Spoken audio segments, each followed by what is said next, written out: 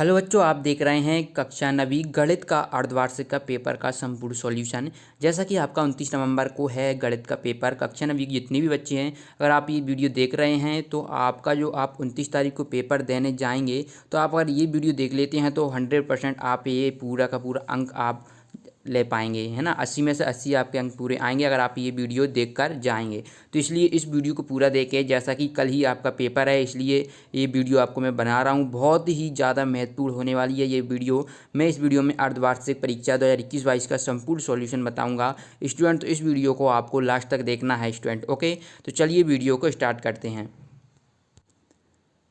Student, होता क्या कि अगर मैं आपको सेपरेट पेपर ही बता दूं तो फिर कुछ दिक्कत हो सकती है, इसलिए मैं आपको जो उसमें क्वेश्चन आने वाले हैं वो मैं यहाँ पर बता देता हूं। आप याद कर चले जाइएगा।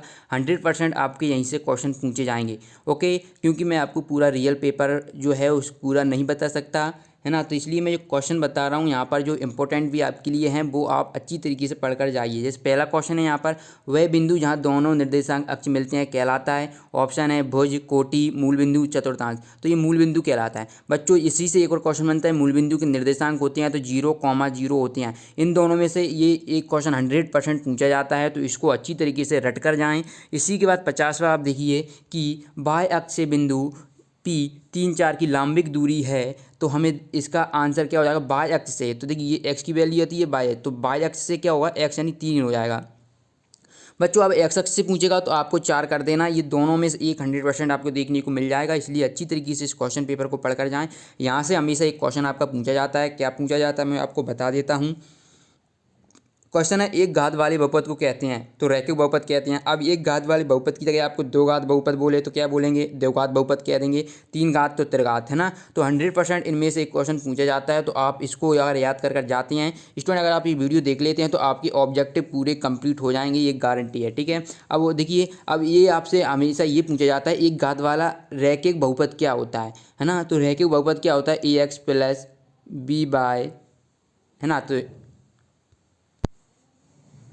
+C। तो ये आपका क्या रैखिक बहुपद हो जाएगा। जैसे इसके अब हम एग्जांपल ले लेते हैं, जैसे 2x + 3y। ठीक है, तो एक घात वाला रैखिक बहुपद है। अब चूंकि अगर आप चाहें तो इसमें देखिए एक घात, इसमें भी एक घात है। क्या आपको डाउट आते हैं तो 5 सेकंड के साथ डाउट डट के साथ करो ना आउट।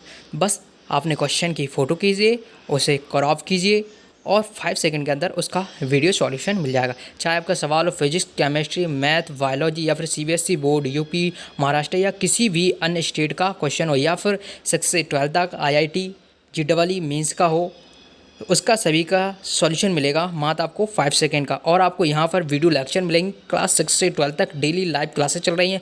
ये आपकी क्लासेस इंग्लिश हिंदी दोनों माध्यम में चल रही हैं। तो अभी डाउनलोड कीजिए डाउटनेट ऐप को, लिंक डिस्क्रिप्शन। इसमें भी एक घात है। अगर आप सीधा अगर शॉर्ट फॉर्म में लिखना चाहें तो AX + B, ये भी इसका एक रैखिक बहुपद हो जाएगा। इसमें क्या दो चर हैं और इसमें एक ही चर है। ये यहाँ पर जो 3 है वो क्या है, एक कांस्टेंट राशि होती है। जैसे कि ये 3 है, जैसे कि मैं यहाँ पर लिख देता हूँ 2x + 3, ये एक चर राशि हो जाएगी। तो ये 3 क्वेश्चन मैंने यहाँ पर बताए हैं, इनमें से आपको 100% तीनों में से तीनों देखने को मिलेंगे। चलिए इसके बाद फिर मैं नेक्स्ट बताता हूँ इंपॉर्टेंट।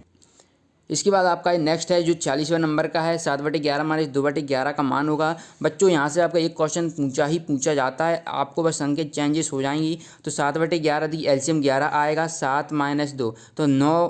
ठीक है, 7 - 2 तो ये कितना हो जाएगा 5/11। तो ऑप्शन यहाँ पर क्या हो जाएगा ए। अब बच्चों, आपको यहाँ पर ये दे सकता है कि 7/11 - 5/11, ये संख्या चेंज हो जाएगी तो आपको कोई दिक्कत नहीं होगी, ये तो आपको आना ही चाहिए।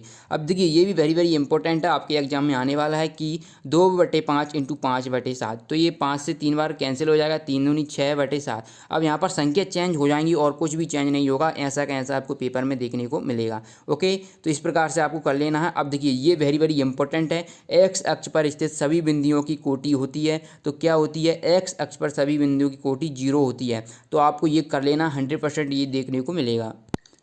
बच्चों, इसके बाद नेक्स्ट और वेरी वेरी इंपॉर्टेंट है आपका 12 का 1/6। तो बच्चों क्या 12 का मतलब होता है इंटू 1/6, तो 6 से 2 बार यानी कि 2 एकम 2, तो 2 आंसर आएगा। बच्चों ये आपको कर कर ही जाना है। बस यहाँ पर संख्या चेंज होगी, आपको देखने को मिल सकता है 14 का 1/2, ऐसे आपको संख्या चेंज होने को मिल सकती हैं और कुछ भी नहीं होगा। ओके, ऐसे का ही ऐसा मिलेगा। इसमें से एक क्वेश्चन आपका पूछा जाता है कि आपको इस प्रकार से दे देगा या फिर आपको कुछ इस प्रकार से बांट देगा, 6 भागों में 2 यहाँ पर कलरफुल दे देगा, तो आपको बताएगा कि ये छायांकित भाग को निम्न भिन्न से दर्शाना है।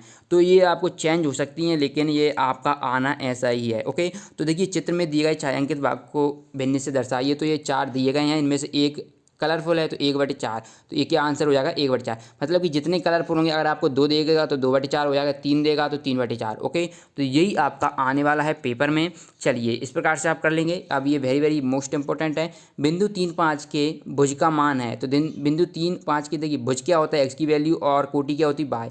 तो ये एक्स क्या है यहाँ पर 3 है, तो 3 हो जाएगा भुज, और कोटि पूछे तो कोटि कितना होगा 5, तो यहाँ पर आप कोटि भी कर देंगे। जो मैं इंपॉर्टेंट है वही बता रहा हूँ, जो आपके पेपर में सीधे डायरेक्टली पूछे जाएंगे। इसलिए इस क्वेश्चन पेपर को आपको जो मैं बता रहा हूँ, इन क्वेश्चन को रट कर जाइए। ठीक है, ये मैंने आपको बता ही दिया, रैखिक बहुपद की घात 1 होती है, आपको भी पता है, मैंने बता दिया। ठीक है, और वेरी वेरी इंपॉर्टेंट है, -4, 4 किस चतुर्थांश में स्थित है, तो ये तृतीय चतुर्थांश में स्थित है। तो ये 100% पूछा जाएगा आपको कि यहाँ से चतुर्थांश से क्वेश्चन पूछा जाता है। इसलिए मैं आपको बता देता हूँ बेसिक जानकारी। अगर मान लीजिए यहाँ पर 2,2 पूछे तो ये प्रथम चतुर्थांश में होता है। यहाँ पर दोनों ही प्लस प्लस के होते हैं भुज और कोटि, यहाँ पर माइनस प्लस के होते हैं, यहाँ पर माइनस माइनस के होते हैं, और यहाँ पर प्लस माइनस के होते हैं। तो ये ध्यान में रखना, संख्या चेंज हो सकती है। जैसे यहाँ पर दे दिया आपका -6 तो पूछिए कौन से चतुर्थांश में, तो आप दूसरे चतुर्थांश में बोल देंगे। यहाँ पर बोलेगा -3, -4, तो ये तृतीय चतुर्थांश में होगा। और यहाँ पर बोल सकता है कि आपको 4 और -2, तो ये चतुर्थांश में है। तो इनमें से एक क्वेश्चन पूछा जाएगा, इसलिए याद कर जाएँ।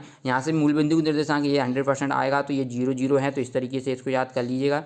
ठीक है, ये तो आप सॉल्व कर लेंगे, संख्या है और इसमें आपको कोई दिक्कत नहीं आनी चाहिए। चलिए इस प्रकार से ये वेरी वेरी इंपॉर्टेंट, √2 को निम्नलिखित घात एक बहुपद है। तो √2 निम्नलिखित घात का एक बहुपद है। तो चूंकि बहुपद क्या होगा, तो ये इसमें चर राशि तो होना चाहिए कम से कम। ये तो क्या अपरिमेय संख्या है, तो ये क्या होगा 0 होगा। तो यहाँ पर आपको 0 कर देना है। इस प्रकार से अगर आप ये पढ़कर जाएंगे, जो मैंने इस वीडियो में मैं आपको बता रहा हूँ, तो आपके जो ऑब्जेक्टिव टाइम है वो यहाँ से कंप्लीट हो जाएंगे। अगर आप चाहते हैं कि आपको, देखिए मैंने आपको ज़्यादा बताए भी नहीं है, बहुत ही कम बताए हैं। ठीक है, और ये 100% यहाँ से त्रिभुज के तीनों कोणों का योग कितना होता है 180 डिग्री होता है, ये कर लीजिएगा। तो आपके जो ऑब्जेक्टिव है ना पूरे कंप्लीट हो जाएंगे, यहीं से पूरे नंबर आएंगे, ये है। ओके, तो इस क्वेश्चन पेपर जो मैंने बताया इसको आप याद कर ही जाएं। ठीक है, ये पूछा जाएगा समान आकार एवं समान आकृति वाली आकृतियाँ होती हैं, तो ये सर्वांगसम होती हैं। ठीक है, ये तो इनको आपको रट कर जाना है। ठीक है, रिक्त स्थान अगर आप चाहते हैं कि आपको मिले तो आप हमें जल्दी बताएं, नेक्स्ट वीडियो में आपको देखने को मिल जाएगी। मिलते हैं नेक्स्ट वीडियो में, धन्यवाद।